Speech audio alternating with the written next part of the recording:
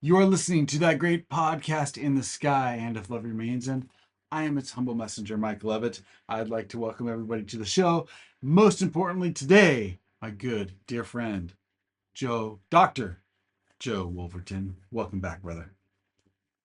It is an honor and a privilege, sir, your monsignorness.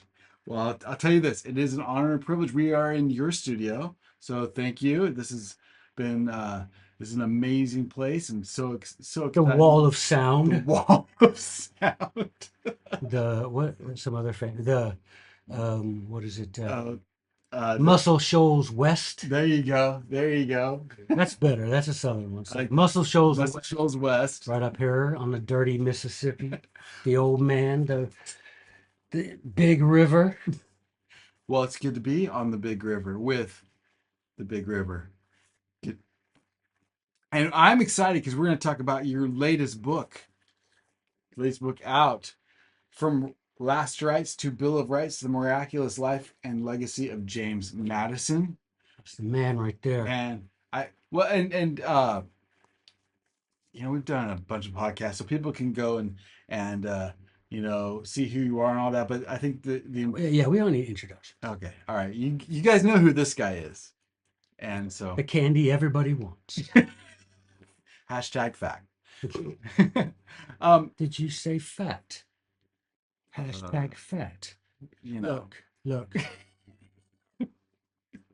Teasing. It's all right. We've all got to have our vices. we do. Well, I'm very excited because I got this book here.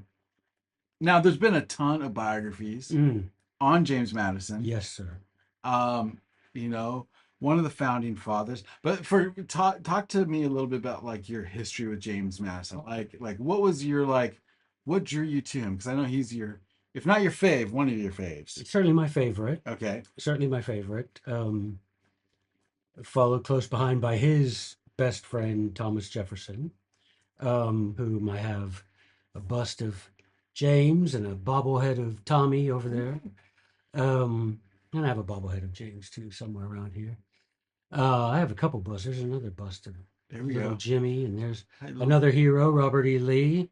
But my history with James Madison is really strange because I don't remember why, but when I was really young, I'm trying to remember what age, probably 6, because it's before we moved overseas. Okay.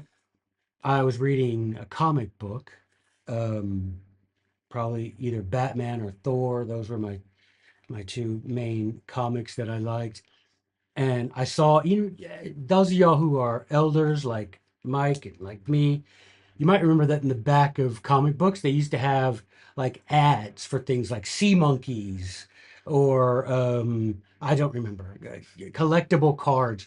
Well, one set of collectible cards was uh, not found, no, not found, Revolutionary War or something like that, founding of America, collectible cards. You can find them because I went on eBay because No I'm like, way. yeah, I'm like, I wish I had these cards that I had when I was little. But of course, we moved 30 bazillion times in my youth because of my dad's job, and so stuff had to get jettisoned for the sake of expediency, and these cards didn't make it.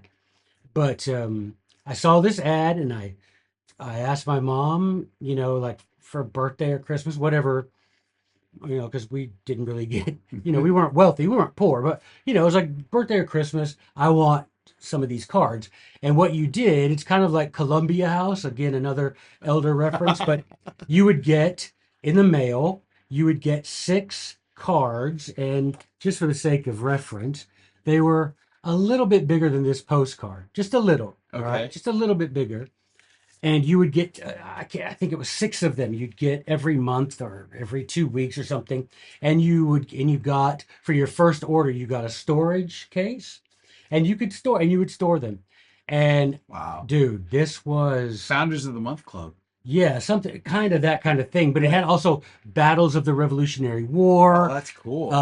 Yeah, and it had like, yeah, stuff like that. And so anyway, and it had one for each of the 13 colonies and the kind of the history of each of the colonies. And so I, for some reason, and I don't remember now, and I now attribute it to the direction of our Heavenly Father. Um, I was just drawn to James Madison. I was drawn to him inexplicably at the time, inexplicably. But then I just started studying. When I got to, so fast forward, I get to college, and I'm going to college, and my major is political science because I was planning on going to law school. Um, and being very wealthy. So, you know, the best laid plans and all of that. But I did go to law school and graduate from law school. But when I was in college, my professor who became my mentor um, and in many ways role model was a guy named Dick Vetterly. And when I took poli sci, whatever it was, 110, principles of the founding of the Republic, the textbook we used was a book that Dr. Vetterli himself wrote called In Search of the Republic." If you can find that on A Books, maybe on Amazon, I don't know. "In Search of the Republic" by Richard Vetterli. Do yourself a kindness. It's very much an intro text. It's very much a poli sci 100 kind of text. But anyway, he was a big fan of James Madison, Okay. and then so Dr. Vetterli, it rubbed off on me, but I'd already had that um, sort of pre-existing preference for President Madison, and it just grew from there. And then I would, since I was finally living back in the States, I would go to bookstores, the university bookstore, Barnes, I don't know if it's called Barnes or whatever bookstore back in the day, and I would just, I bought Ralph Ketchum's Madison Biography, which is the seminal of the 20th century, the seminal Madison biography, and it was just, and you can, I have, Until now. yeah, right. I have my copy still in my library, and it's all marked up because it's just wonderful. And there are so many things about James Madison that that propelled him to the front of the line of, to the highest level in the pantheon of founders. To me, his personal virtue, uh, his intellect, his overcoming of personal, physical limitations, obstacles. They weren't limitations at the end of the day; they were obstacles, and so all of that drew me to him. And then you had the fact that he his uh, his faith came through in so much of what he wrote and talked about. And my family, my family ancestors, a lot of them suffered persecution and oppression for the sake of religious liberty, and religious liberty was an important, maybe the highest.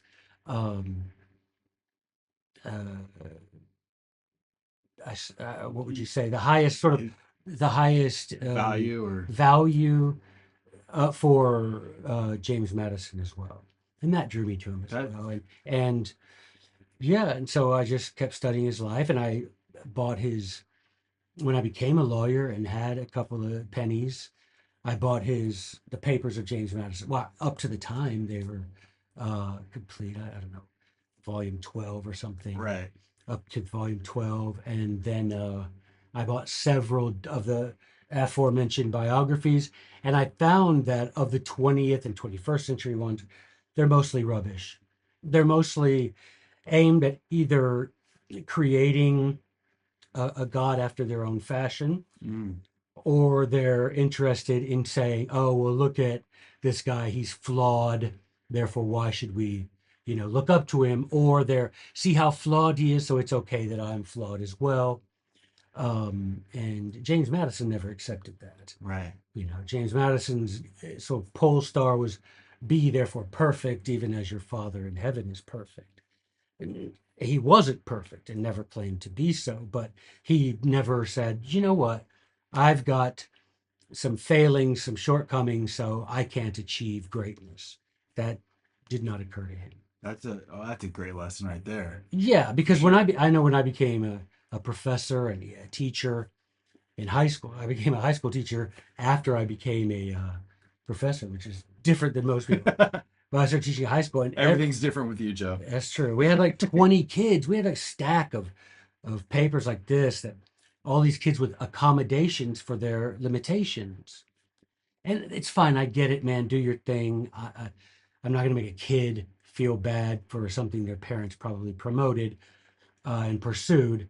But it always made me think of James Madison and like, you couldn't have been, as far as physically, weaker than he was in many ways. But he's like, I am not going to let this prevent me from becoming the best that I can be, even within, it's like that famous talk by, is it Dallin H. Oaks about the length of your tether? Right. We all have, if you imagine tetherball, another elder reference. Yeah. But if you remember tetherball, we all have a different length of tether. Some of us have a very long tether, and the circumference is enormous. The rate, the diameter of that circle that we can control is enormous. Some of us have a very short tether.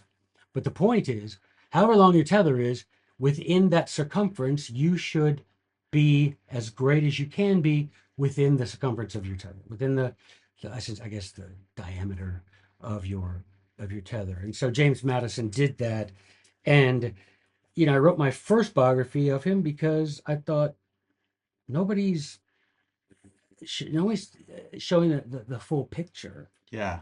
It seems like everybody who wrote a biography had an agenda, and they're gonna, like Procrustes, they were gonna take Madison's life and either stretch it or chop it off to fit the agenda of their biography, like Procrustes and the Travelers, right? Here's the bed. If you don't Right. fit, I either stretch you or I lop you off. And so I thought, well, what if we just looked at the man for who he is and told the unvarnished truth? And what came about was, as I studied for that first biography, I found so much more than I ever bargained for. But the publisher of the first biography, when I turned in the original manuscript, had me take out everything that referenced the religious faith of Madison. They said, "Oh, we don't want to, walk down that road." Well, and that's gonna be my question. Like what your this particular biography, like what niche, what hole were you trying to fill? You The know, hole in my soul. or maybe I Madison's was hole. black on the outside, 'cause black is how I feel. No. What hole was Yeah. it? What? Well, that one. I mean, Yeah. that one. The fact that he was, well, there's two, I suppose, to be really fair. One is his deeply seated religious faith. To be more, to be narrower, his faith in Christ. To be even narrower, his faith in Christ as Redeemer, and his faith in the reality of the resurrection. And that was a driving force in everything that he did. Yes. Yes, because early on we have, of course, his letters, and his best friend in college wrote him a letter and said, "James, you can be," or Jemmy, they called him, Jemmy. Really? Yeah, which is weird. Nice. J-E. We need to bring that back. Yeah, I'm bringing Jemmy back. Whoop. So he wrote him and said, "You can be anything, right, that you want to be. What are you going to do?" Because James had considered, because back then you only went to college, and James went to what we call Princeton. They called the College of New Jersey. You only went to college if you were going to be a preacher, a lawyer, that was pretty much, or a professor. And so he had considered a lawyer or a preacher. Yeah. He had lots of preachers. He was named, in fact, for his father, but his father had an uncle named James Madison, who was a famous preacher in the generation before. Well, he was alive during James's life, but a preacher, James Madison. You can find references to the Reverend James Madison, which isn't our James, but his uncle. But yeah, he considered being a preacher or a lawyer. Okay. And he wrote back to William Bradford. He wrote back and said, "Oh, I don't know what I'm going to do, but I want to make sure that no matter what I do, I always remember that the most important thing is to keep my name etched in the annals of heaven." Right. And so if as a biographer, Like if you're leaving that core piece out, you're missing the entire driving force of what motivated him. Well, you look for another one. Okay, yeah. You Procrustes the situation. You say he was a designing politician. He was motivated by his own weaknesses. He was jealous of Thomas Jefferson. He would whatever. You find another Well, motivation to and so substitute for. we're jumping back and forth. So you read the book to get, but this I think comes to a key point in with a lot of the founders, but specifically James Madison.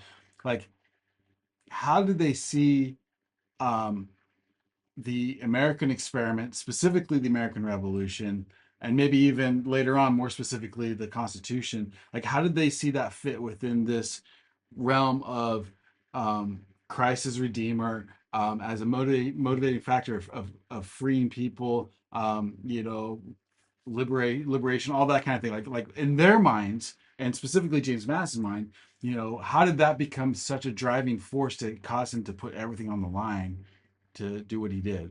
Well, there's no monolithic, there's no single reason. The founding fathers, occupied a broad spectrum of religious belief. Um, but for Madison Right. specifically, I, the Lord God, made you free, and you are free indeed. Uh, where the Spirit of the Lord is, there is freedom. All of that. James Madison, you have to remember, James Madison, the Bible, his father read the Bible to them every night. He was one of 11 kids. The James Madison Sr., so our president is James Madison Jr., his dad read the Bible to them nightly. And when James went to college at Princeton, when he finished his 4-year bachelor's degree in 2 years. He just pounded through it. When he finished, he asked Dr. Witherspoon, John Witherspoon, who was president of Princeton at the time, he asked if he could have permission to stay on at Princeton and learn Hebrew so that he could read the Old Testament in the original language. So today, fun fact, boys and girls, if you go to princeton.edu and look up their grad school, you'll find their little intro text, and they claim James Madison as their first grad student. No way. hmm That's Because he incredible. stayed 18 months after graduation to learn Old Testament Hebrew so that he could read the Old Testament. And if you look at his commonplace book from even his very early years, as he goes through the Bible, studying the Bible, he takes notes on what he's reading in the Bible. Um, and so for him, the notion of freedom is something that is a gift of God and can only be alienated, that is to say, taken uh, by God. Mhm. Therefore, if someone presumes to take from you your liberty, that which is a gift of God, then it is a Christian obligation to prevent that person from usurping a right that belongs only to God. Right. And so, in James Madison's mind, freedom was a gift of God, and only God defines the limits thereof, which He did in the Bible, and um, that any human who seeks to curtail your divine inheritance of freedom must be opposed. And so for him, it was kind of a no brainer. Now, if you're talking civil liberty, for him, there was a Magna Carta, Mhm. and those written laws bound the powers of king and parliament and everything else. So, yeah, And anytime those bounds were stepped across, they you need had you had they a had positive obligation right. to resist. Very. So you said there were two holes you were trying to fill. The first one was kind of the spiritual, Mhm. religious devoutness that James Madison had. What Mhm. what was the second one? The second one was that he did more than as far as father of the Constitution and the Federalist Papers, he wrote so much more than that. And the two big things that I wanted to make sure and make public, more broadly recognized was the Helvidius Pacificus debates with Alexander Hamilton and his so called Republican letters that he wrote on different topics. He wrote, and I did that, and there was a little bit beyond just making those public. He has one on immigration, Hmm. one of his Republican letters. It's called On Migration. But But they didn't understand it like we do, right? It wasn't the right. same. And his thing was, who do we want coming to America? Right. And you won't find this referenced, at least not in any material, substantive way, in a biography of Madison written in the latter half of the 20th or the 21st century. They don't mention it at all. But he writes on that subject. He writes on the subject of property, many subjects that he writes on. And boy, you look at his essay on immigration, and he says, who do we want coming here? And I think that if you're one of those people that are going to, you know, c- continually hide behind the skirts of the founding fathers by quoting, this or that Federalist paper or whatever, then you should likewise recognize when they write things that disagree with your positions. Mm.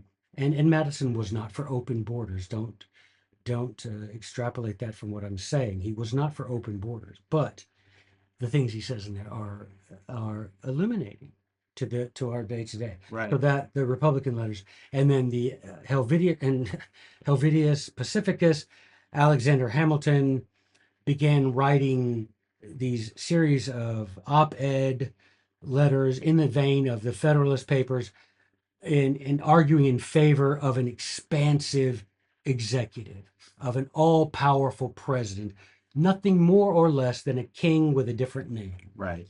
And Thomas Jefferson, reading these things, he writes a letter to Madison that I quote in the book, and he says, "Good God, man, take up your pen." And he's like, "You've got to eviscerate Hamilton's ridiculous monarchism." And he does. And so I've written, when it comes to particularly uh, executive war powers, of which there are none as far as to initiate war, Madison, a couple of his, Helvidius letters talk about, yeah, the executive has no power to initiate war, to carry on war, right? His powers are limited, very defined. Nobody talks about the Helvidius Pacificus debate at all, ever. You get Father of the Constitution and Federalist Papers, and that's pretty much it. And maybe Bill of Rights, Uh-huh. which is part of the Constitution. But the Republican letters and the Pacificus Helvidius, I'm telling you, do yourselves a solid tonight. Read the Helvidius letters. And you don't get people talking much about the Virginia Resolution, Right. which you learn more reading James Madison's Virginia Resolution. You'll learn more about the intended proper form and function of the Constitution than you would in a 4-year bachelor Can degree. we pause on that for a second? Just because I think, like, you're right. Like, if you were to take, so much of what the founders, or what Madison, will say it that way, what Madison believed about the role of government, Mm-hmm. and how um, how much influence they should have in our daily life. I think you can find that in that resolution, and you learn so much. So can you give a little context to that, and maybe just tell, like, what is that, and what is he saying? Well, remarkably, that also has uh, a very narrow and timely nexus with what's going on today. And Because by the way, and I'm sorry to interrupt. I think I totally forgot what I was going to say. So I apologize for interrupting. no, you're right. So you know how President Trump was using the Alien Enemies Act Mhm. as a justification for deportation. I'm not going to walk that road, but the Alien Enemies Act was part of a package of legislation uh, promoted by President John Adams, basically curtailing the freedom of speech, basically saying, if you in any way criticize the president, you can be held criminally liable, which is ridiculous, right? And so Thomas Jefferson and James Madison, they get together and they're like, we've got to do something about this, because Thomas Jefferson's own congressman was arrested for, during a campaign for Congress, he had written, a pamphlet like we do today. He'd published a pamphlet criticizing the Adams administration, and he was arrested. So Thomas Jefferson loses his mind and says, all right, we got to get together. So Thomas Jefferson pens the Kentucky Resolution, and the companion resolution, the Virginia Resolution, was penned by James Madison, and basically says the states came together as principals, entered into a contract with each other, creating an agent. That agent is the federal government. That contract is the Constitution. And if the agent, that is to say the federal government, exceeds the boundaries of authority granted to it by the states in the Constitution, then the states are duty bound. In other words, they must refuse to enact any unconstitutional act of the federal government. That's what they say in a nutshell. And if you read them, and so please do yourselves a favor, read the Kentucky resolutions and Virginia resolutions, which I include in the book. I might not include Kentucky, but I know I include Virginia in the book. And you learn how the founding fathers, the men who, as the famous book calls them, the witnesses at the creation, Yeah. how they saw the Constitution, how it was created, how it was intended to function, and who was intended to be the arbiter of whether the federal government had exceeded its constitutional authority. Right. Who was intended? Was it the Supreme Court? Was the Supreme Court intended? No. The states were intended. And it can be all the states, it could be one state at a time, right? Now, that doesn't mean that, and the decision of each state is independent of the others, Right. as co-principals in this contract that created the agent, the servant known as the federal government. But and so the Virginia resolution passed. Yeah, and so that's what it is. It's one of these things that you're not going to find it. You might find a mention of it in a high school American history textbook, but definitely no explanation of it, because to explain it would give students the power they need to pull down the playhouse of the plutocrats. Right. Well, I don't know if the word authorize is the right word, but it justifies, gives testimony to the fact that the concept of nullification Yeah. is a true principle and is a righteous one. Right. You're not a traitor by the opposite. Exactly. And he explains that. Madison calls it interposition, which is Latin for stand between. And then what he meant was the states are meant to stand between the people and tyrannical acts of the federal government. Right. They were to interpose, as he says, interpose for arresting the evil of federal tyranny, of federal overreach. Jefferson used the word nullification and says it's the rightful remedy for federal overreach, for federal usurpation.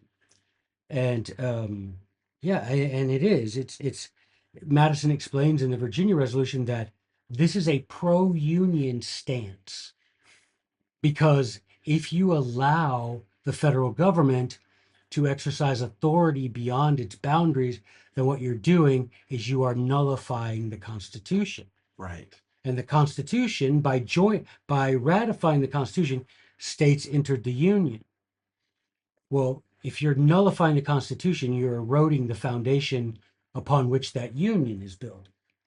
So it's a nullification, interposition, state refusal to cooperate, enforce unconstitutional acts of the federal government. That is a pro-union, pro-constitution stance. And if that could be understood today, we wouldn't be $40 trillion. Well, it really, like, if you think about it, it does in a very natural, organic way, set the boundaries. In other words, you don't listen. If nullification and the idea that a state or a community can say no to some sort of usurpation from an outside body, um, that sets the limit of what that person can do, whether it's written down or not. I mean, this is what we're going to stand for. Well, and the weird thing is you have some otherwise well-informed and perhaps well-intentioned, I don't know about their heart, but well-informed, well-educated people who argue against nullification. And some of them are attorneys. Well, so am I. And like them, I've sat in courtrooms hundreds of hours in the state of Tennessee and Georgia, and I've seen nullification upheld by the court every day in every courtroom. And what I mean is, you have a contract. If I make a contract with Mike to build a shed for me, and we enter a contract and it says, I want it made of cedar, I want it this size, I want it, painted this color, all of these sorts of things. I want it placed at this part of the property, and I lay out all of this, and you know, and in exchange for this right of mine to build my own shed, I pay Mike, he's there, and we both sign the agreement. Mm-hmm. You agree to follow the dictates that I, as the natural owner of the property, that I set forth in the contract, and I agree that when you conform to the contract, I pay you money. Right. In the law, we call that some sort of consideration. In consideration of you doing what's called for in the contract, I pay you money. Okay? Now, if Mike starts building the shed, and guess what? Instead of building a cedar shed, he builds a pine shed, and he builds it half the size I want, or let's say he builds it twice the size, whatever. He doesn't conform to the contract, to the authority granted to him by me in the contract, and I don't pay him. And everybody who's listening to this knows that. And I've seen it in court. I guarantee if I've seen it once, 1,000 times, where you'll have Mike in this situation will come and will sue Joey, and we'll go to court and we'll say, Your Honor, I built Joey a shed and he refused. We had a contract. I built him a shed. He refuses to pay me. I want my money. Guess what the first thing the judge always says? See the contract. Let me see the contract. Do one of y'all have a copy of the contract? Yes, Your Honor. Give it to her. He'll say, give me 15 minutes. We'll be back in 15 minutes. Let me read this over. He'll come back.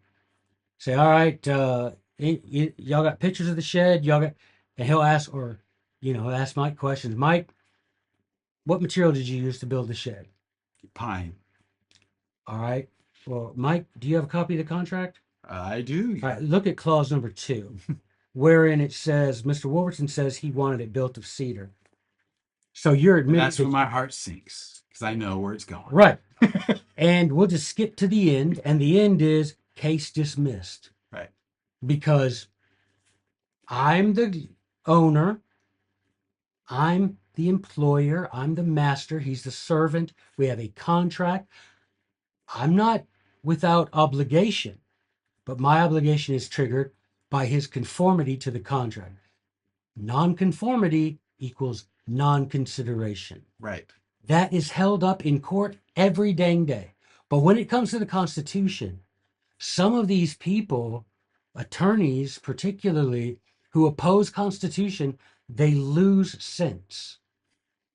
And they say, it's unconstitutional, it'll cause chaos. It does none of that, first of all, because it's actually working right now, right? Mike's from Arizona. You can go down to the corner and buy yourself all the weed you want. Right. Legal. Let's go. Legal. You can go. No one's going to stop you. This way, nobody's going to stop me, whether it's legal or not. No, nobody's going to but stop it is legal. Yeah, it's in Arizona. You can buy recreational weed. That's right. Up to I don't know how many ounces. I mean, you can't go around smoking on the street, but you can take a baggie of weed, buy it at the store next to the Circle K, take it home and get baked. That's all against federal law. Yep. But there are no troops on the border of Arizona. Arizona's still in the Union. Right. My wife's from Idaho. You go to Idaho, you go to the grocery store, you can buy, guess what? Raw milk. At the grocery store, buy raw milk. That violates federal law. There are no troops in Idaho. Idaho's still safely in the Union, and nobody cares. Arizona, Colorado, Illinois, who else? Missouri, tons of states. You can buy weed at a little shop, take it home, smoke it, all of that in violation of federal law. Several states you can buy raw milk, take it home, blah, you're done. All that in violation of federal law. None of those states have left the union. That's right. The federal government's not threatening to kick them out of the union or to force compliance with these federal regulations. None of that. Nullification works in practice. And when I hear these opponents of nullification, I just shake my head because I'm like, you're a lawyer. Have you ever been to court? Have you ever had a contract yourself? Right. Right? I mean, I've had contracts with people, and if they mess up, I hold them to account. And if none of them have ever sued me, many of them have been like, dang it, he caught me. But none of them ever sued me. But if they did, like we showed in our little play that we put on, the case would be dismissed because Well, on its face, here's the right. contract. In our case, we have the contract, right? Constitution. It either is in there or it isn't. If it isn't, the states have a right, and James Madison said a duty to refuse to enforce that federal act of tyranny. But I think and I think this is where so many people get confused, and it can't be said enough. The we mistake the servant for the master. We have flipped that around. And again, on purpose, by the way. That I put in the book as well. We have the Paul in the Bible says that that's a problem that people have is they become they become servile to they worship the creature more than the creator. Yeah. Yeah. And we've fallen for it, right? We've fallen for the fact that the participation in state politics is a third of participation in federal politics. Yeah. Because you might be able to name your U.S. senator.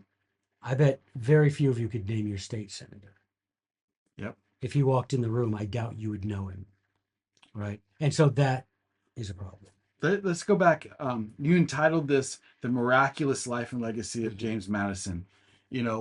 Obviously that implies, if not, directly says that there is a providence involved in sustaining James Madison, in putting him in the places that he was. Can you maybe mention one or two? I want people to read the book, so just one or two instances. Well, thank you. I want people to read the book too, so I can. I don't know. So they can, so I can have delicious food. No, so perhaps one of the big, from Last Rites. So when James Madison was born, his mom was 19, Nellie Madison.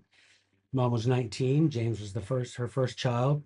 She was visiting her mom, which was sort of the tradition back then.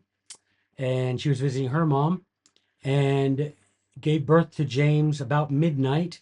And the baby was so frail and sickly that his mom and his grandma reckoned that he wasn't going to make it till the morning.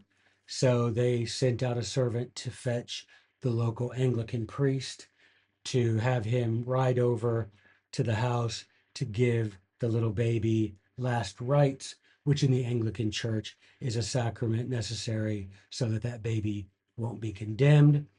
So it's funny to think about, right? That James Madison, here he is, brand new newborn baby, being administered last rites because they are convinced that he won't make it till the morning. But then, fast forward more than 80 years, James Madison is the last of the surviving founding father. He outlives all his contemporaries of the founding generation. He outlives them all. The frail, hey, you're not going to make it through the night baby becomes the last of that generation, of his Jefferson, Adams, Washington, all of them. He is the last man standing, right? And now, yeah, so that's huge for sure. And so that's the miracle of his life and his legacy, of course. The miraculous thing is that here we have a man that most people would understand the reference as uh, father of the Constitution, which he denied. He said at best he's the midwife of the That's Constitution. beautiful. Yeah.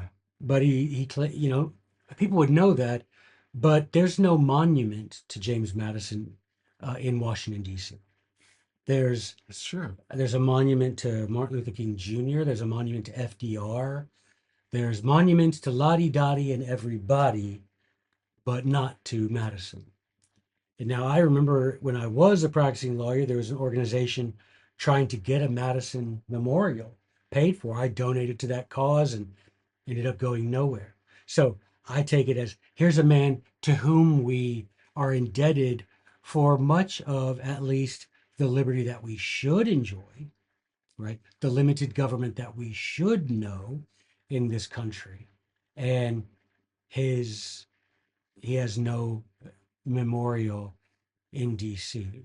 I mean, it, if there were, I'm not saying just a memorial, but if people took James Madison as seriously enough to put a memorial, to read the works like they would read um, Karl Marx, for Well, example. I'm sure there's a Karl Marx memorial in DC. I'm sure there is. What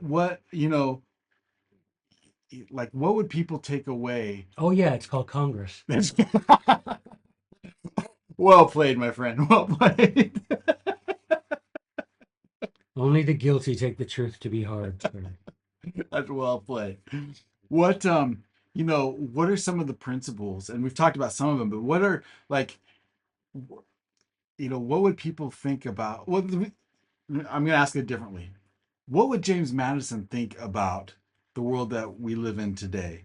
Like, what would his takeaway be? Would he even recognize the Republic No, as, as no, we I say? think he would.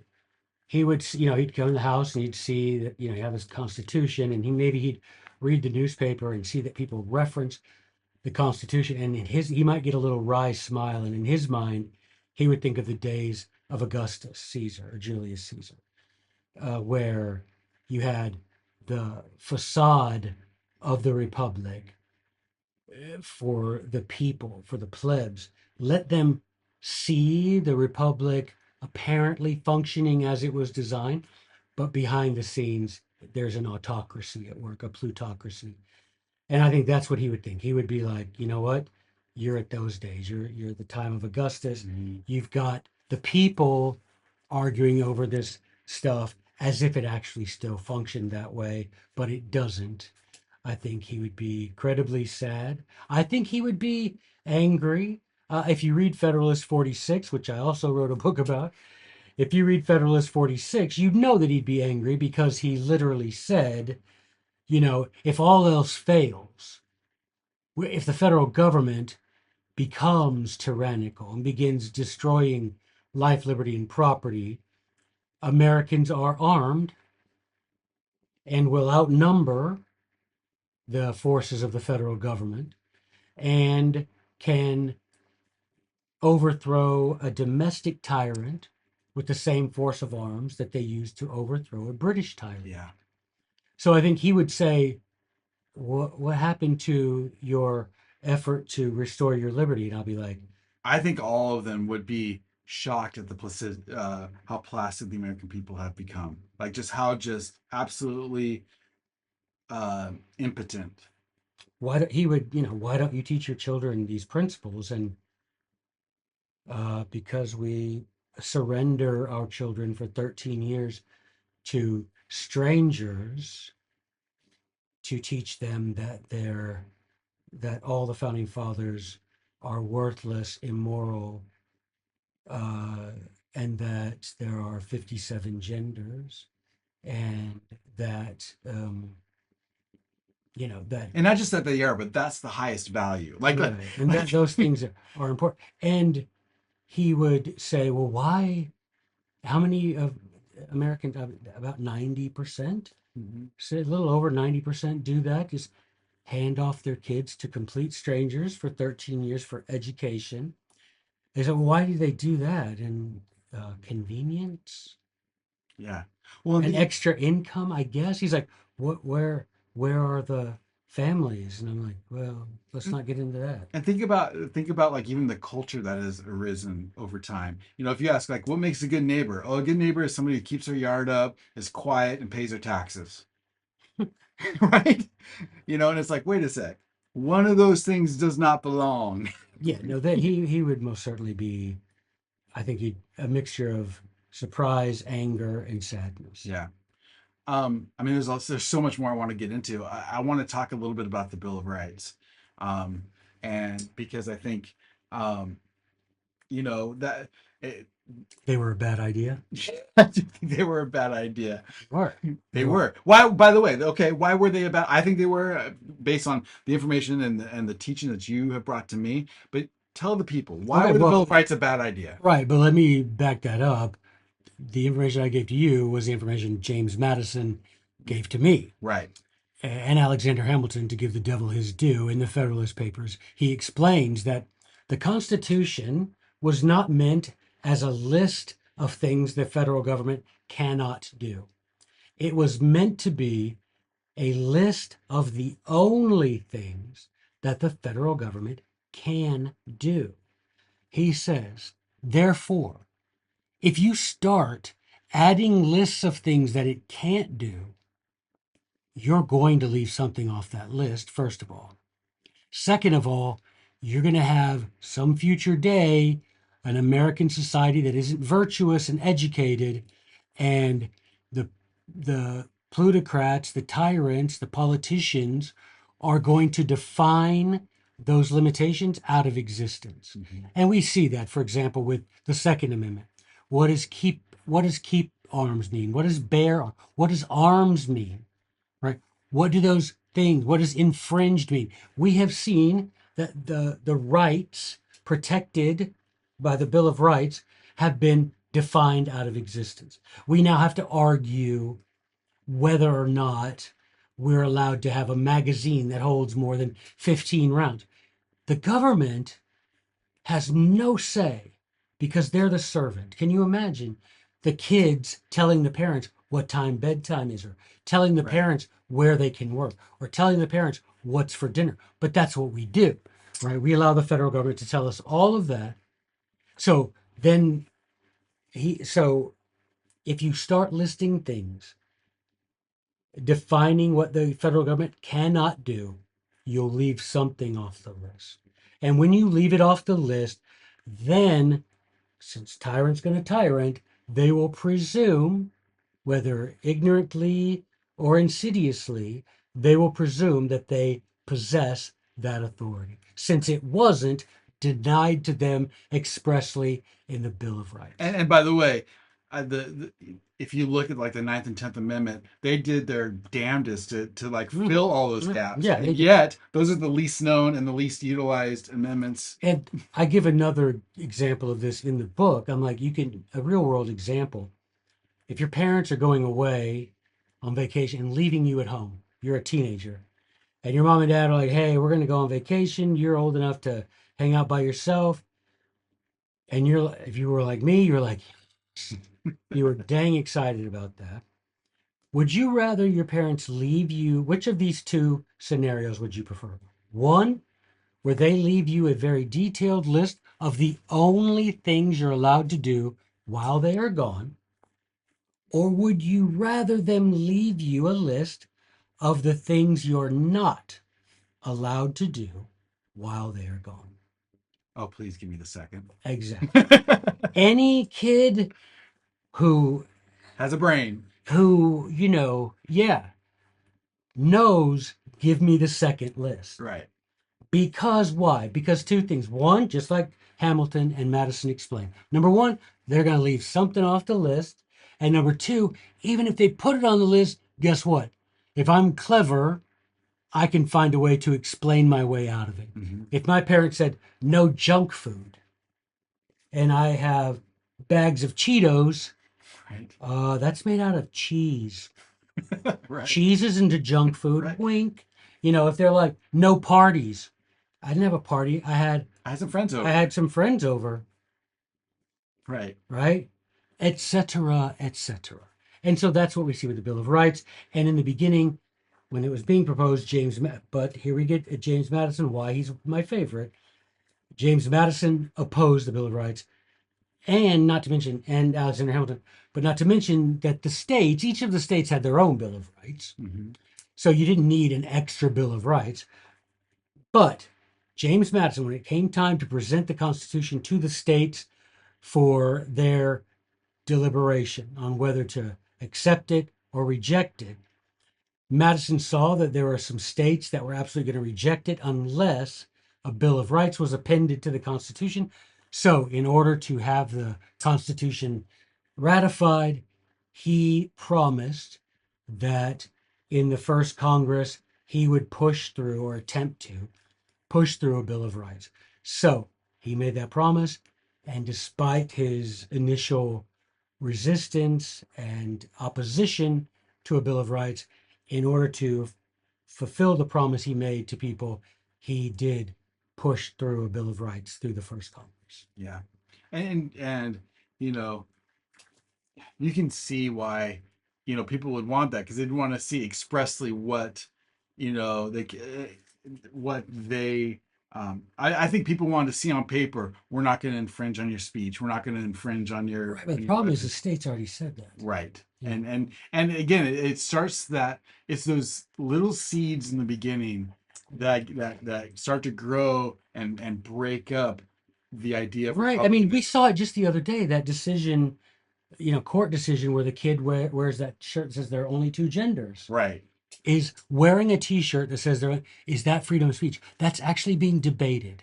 Yeah. Guess what? That shouldn't be debated because the federal government nowhere in the Constitution is granted the authority to curtail speech, Yeah. even to define speech.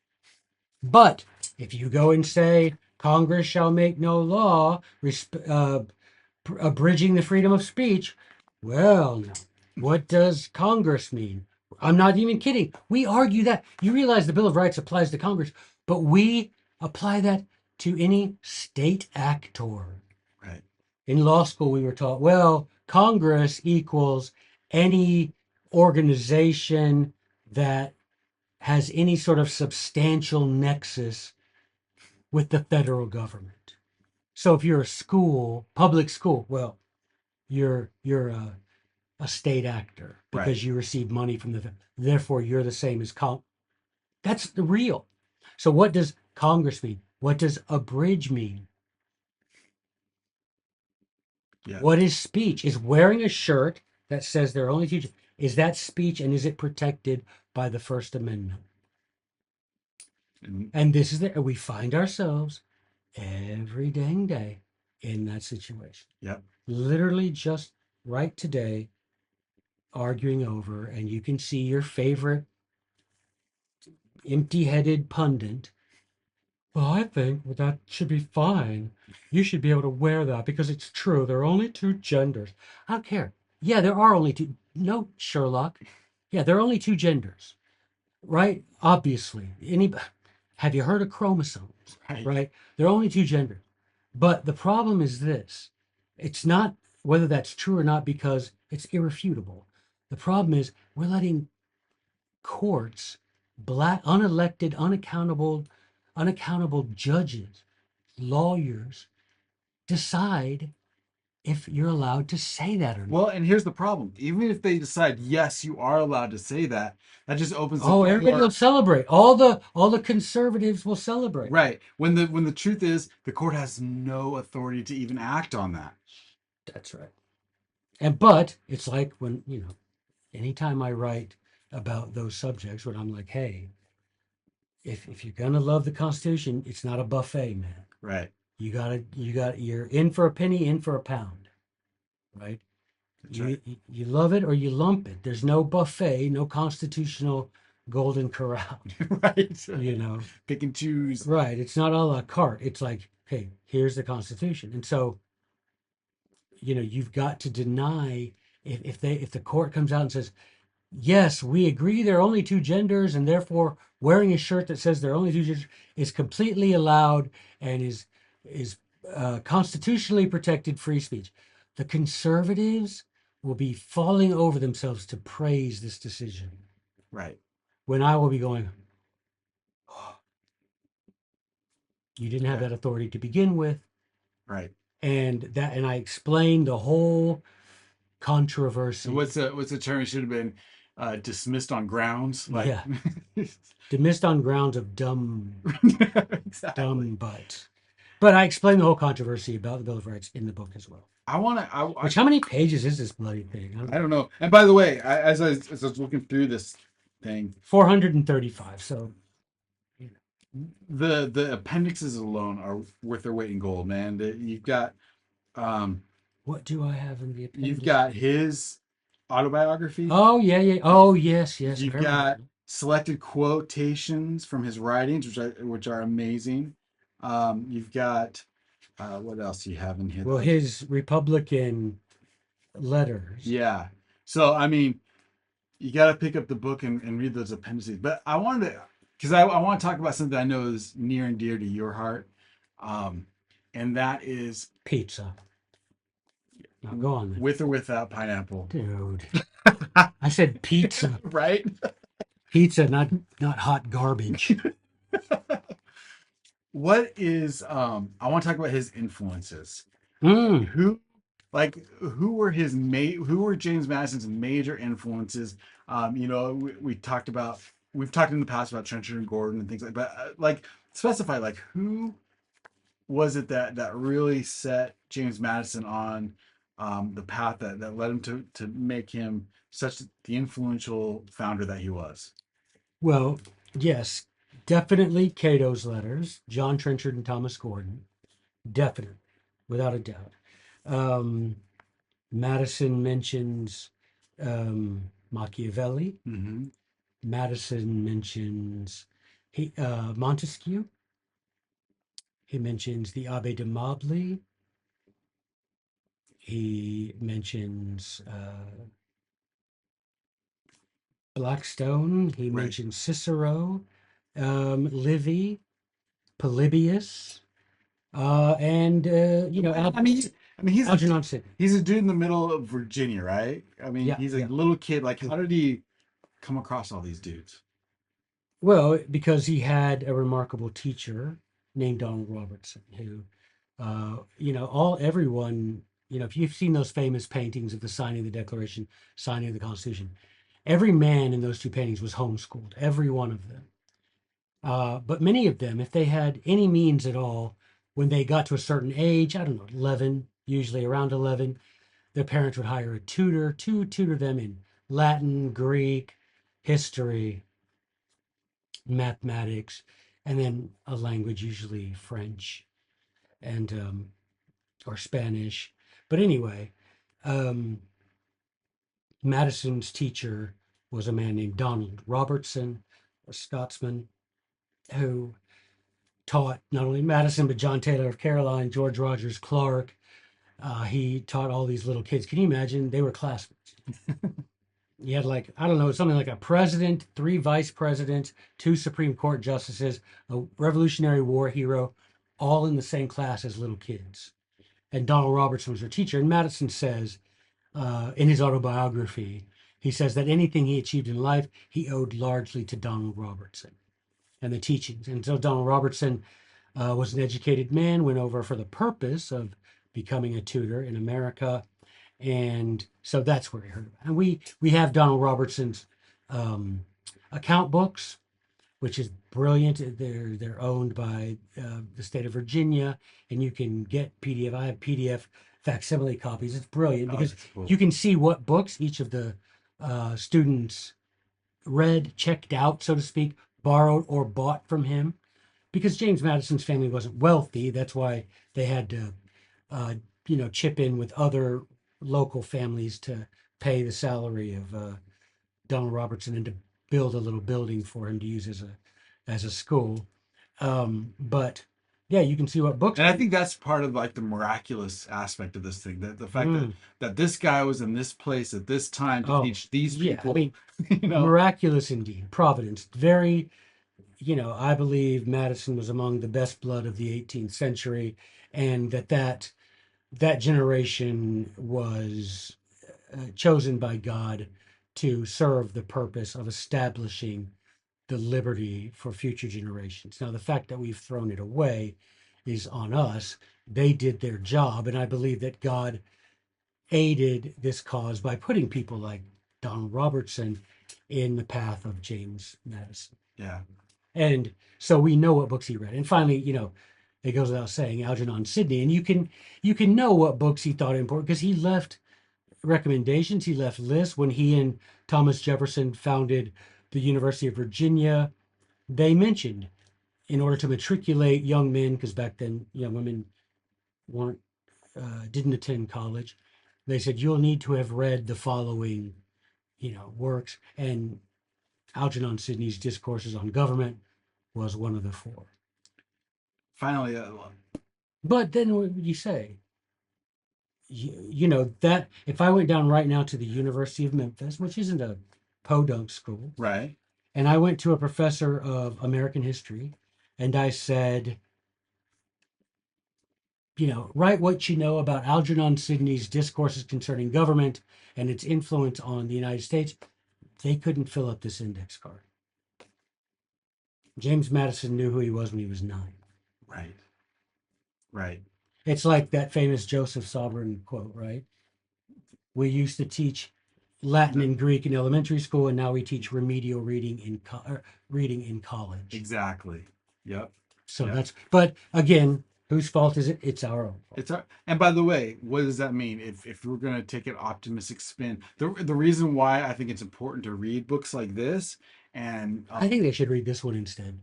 okay, that one instead. Yeah, I think this one's a better biography. It does have a better cover. I do You like think? that cover. You like Yeah, this cover better? I do. I do. I mean, this was nice. I like this cover, but it's just I don't know. This is so I mine is Amazon, and Mike's Right. is Shop JBS, which I Yeah. Western. So yeah, just to tell people, please, please, please, this is Western Islands. I'm the head of Western Islands Publishing. That's not why the book was published. It was in plans long before I became the head of it. But Western Islands Publishing, it's their number one source for constitutional, historical works. And I think we have a little thing. Yeah, you go to shopjbs.org. When you go to shopjbs.org, you can order this book. You can order a little pocket constitution that I wrote an introduction to. You can do that. You can get lots of The material there is incredible. and and you can have an opportunity to join the John Birch Society, which if you do, you get a 40% discount on your purchases from Liberty Fund, available only to John Birch Society members. And Liberty Fund publishes most all the books that the founding fathers read. Well, you've been a longtime supporter of Liberty Fund. Oh my goodness, because they're the only place I could find discourses concerning government when I was first starting to read it in 1995. Wow. Yeah. Was that 30 years ago? Blimey. No, it was totally not. It was 5 years ago, man. Okay, good. But I think the importance of reading these books is that my hope, and I think your hope too, is that it will rekindle the spirit that brought these and rekindle that spirit and give us a track to lead our kids and a new generation into the ideas of liberty, the ideas that can maybe, you know, uh, reclaim the republic as it was meant to be.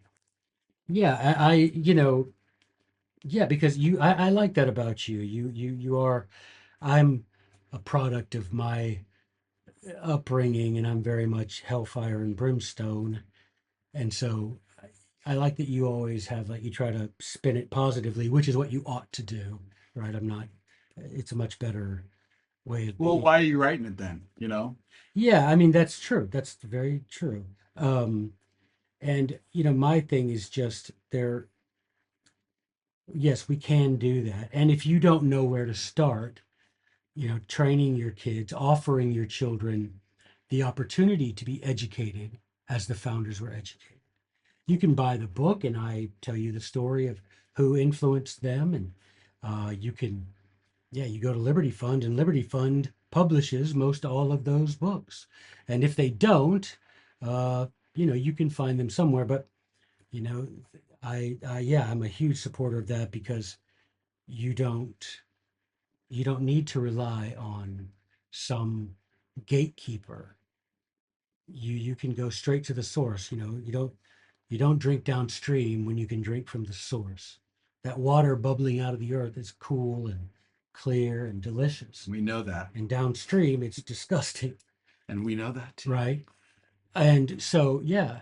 And so the point is, you can go and in my book, you can find, wow, I've never, and the thing is, you got to have this, gosh, what would you say? Humility to be able to say what you don't know, right? And if you don't know, then learn.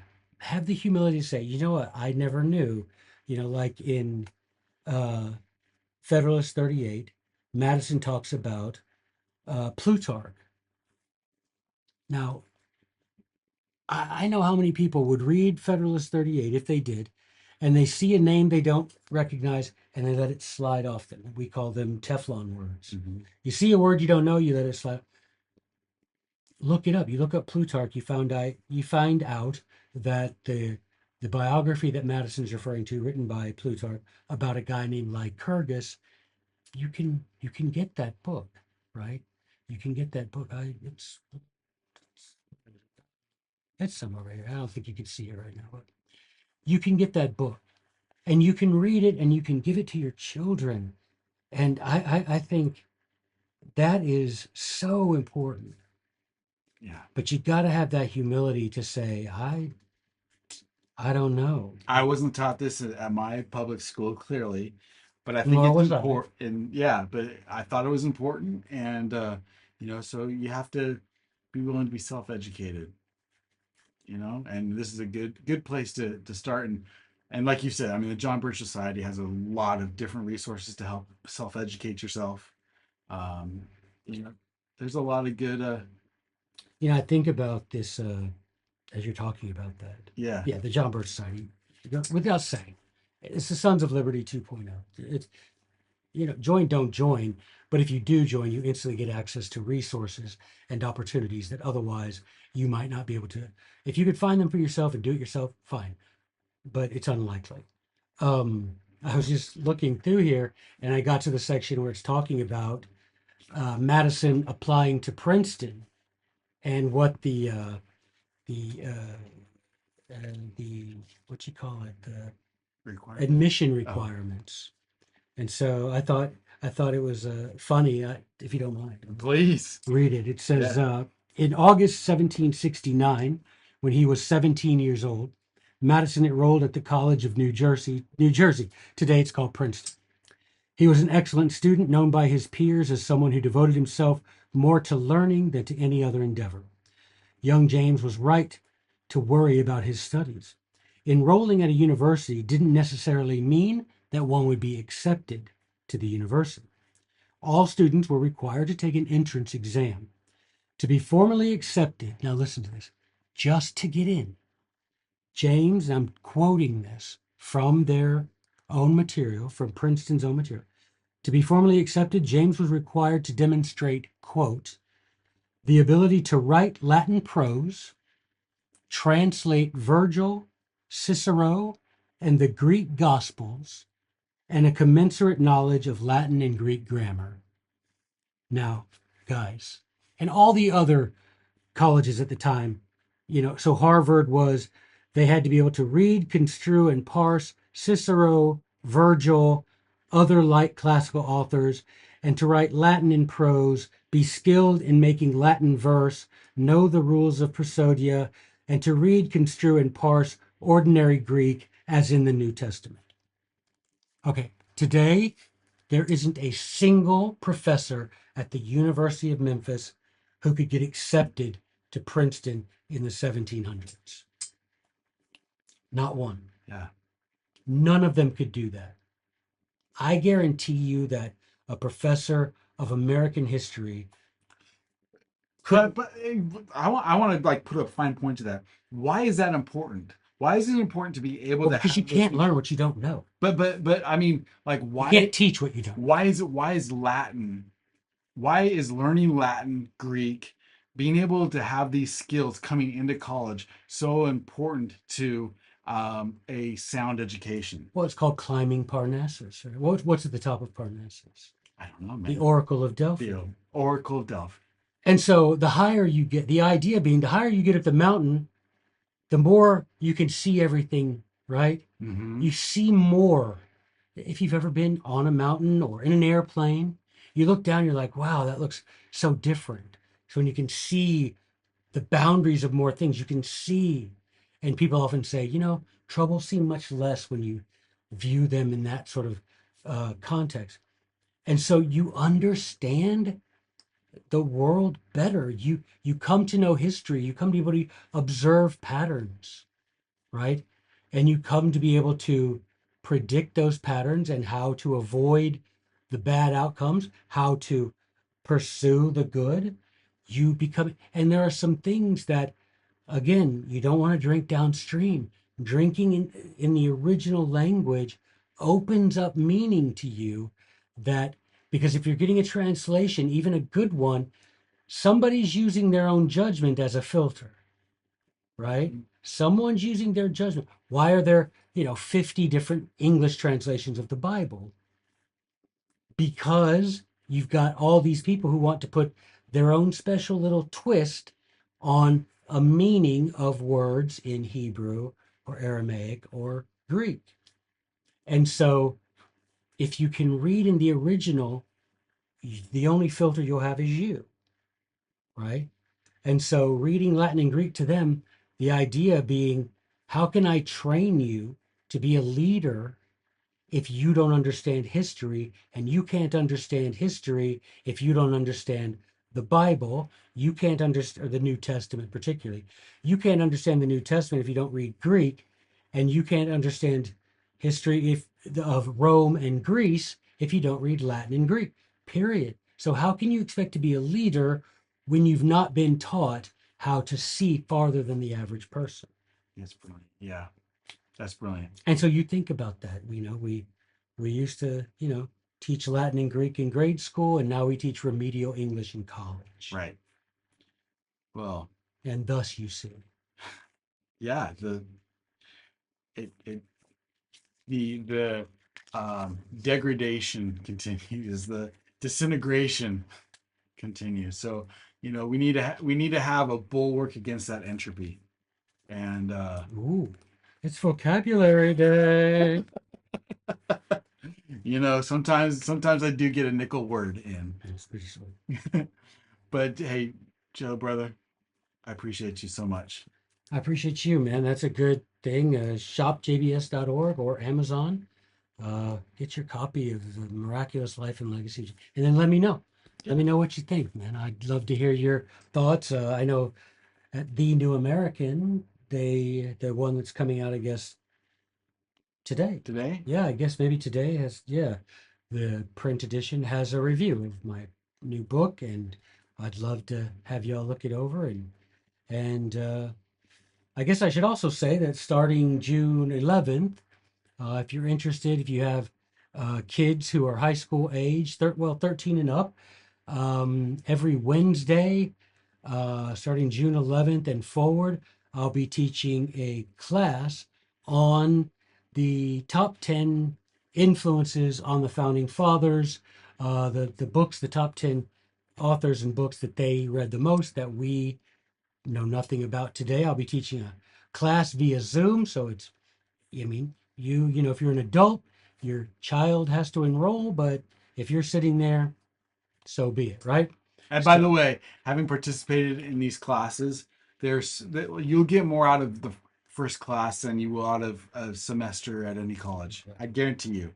And it will be, it'll open your mind to, you know, why the founders acted the way. Why were they willing to give up everything, Mm. for the principles of liberty? Well, and how about instead of just knowing what is in the Declaration and the Constitution, knowing why Right. it's there and where it came from, Yeah. right? It This wasn't stuff didn't come from ex nihilo, right. and it wasn't just James Madison. It was his study of ancient history and these writers that we're going to talk about in this class. And I'm telling you, it's mind blowing. And it's one of those things. It's like Mike said, when you hear and experience these books that the founders relied upon so much, you instantly say, okay, now I get it. Yeah. You become a different person because you're like, okay, I get it now. Yeah. I get it. Yeah. Having that background makes all the difference. So, thank you, Joe. We're going to do it again, right? Oh, yeah. Yeah. Dude, greatest podcast in the world. And if love remains, thanks for joining us. See ya.